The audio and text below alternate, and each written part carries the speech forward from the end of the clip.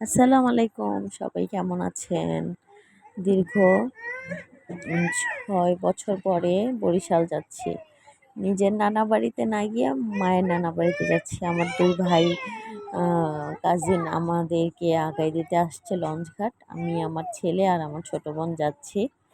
তো লঞ্চের ভিউ আর লঞ্চের মধ্যে যে একটা মজা, এটা আসলে কেউ না গেলে মানে বোঝা যাবে না যে লঞ্চের যে জার্নিটা।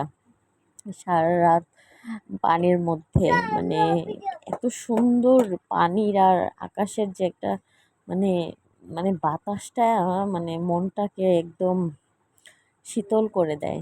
তো আমরা অনেক টাইম ছিলাম বাহিরে। তারপরে গিয়ে রুমে গিয়েছি। আমার ছোট বোন আবার আমার ছোট ছোট করে ক্লিপ নিচ্ছে। এই যে লঞ্চ তখন ছাড়েনি, আমরা বাহিরে দাঁড়িয়েছিলাম, দেখতেছিলাম কি অবস্থা। তারপরে লঞ্চ অনেক কম এখন লঞ্চ যায়। আগে যেমন অনেক লঞ্চ যেত বরিশালে, এখন তো পদ্মা সেতু দিয়ে লঞ্চ যায় না। এখন তো মানে মানুষ গাড়ি দিয়ে যায়। মানে লঞ্চ দিয়ে কম যাওয়া আসা করে। এটা হচ্ছে রাত ২টা-২.৩০টার দিকের ক্লিপ নেওয়া হয়েছিল।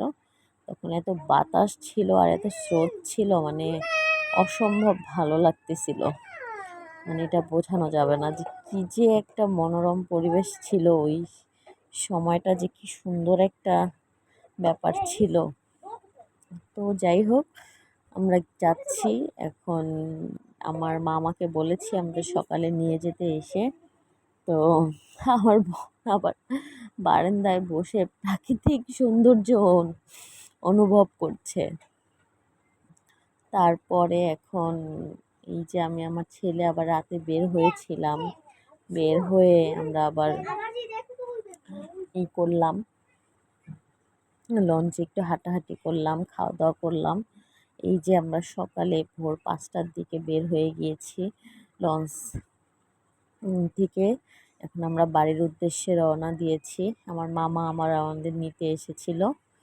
তো আসলে এই গ্রামের যে একটা ব্যাপার, গ্রামের যে একটা অপরূপ সৌন্দর্য, এটা আসলে শহরে যারা আমরা থাকি তাদের কাছে মানে আসলে মানে সব কিছু কেমন জানি মানে অনেক শান্তির মনে হয় গ্রামে আসলে। আর এত বছর পরে গ্রামে আসার পরে আসলেই খুব মানে খুবই ভালো লাগতেছিল। তারপরে তো আসার পর থেকে এমন বৃষ্টি শুরু হলো। আমাদের এত প্ল্যানিং ছিল, এত জায়গায় ঘুরতে যাওয়ার কথা ছিল, কোনো কিচ্ছু হলো না। বৃষ্টি সব কিছু মাটি করে দিল।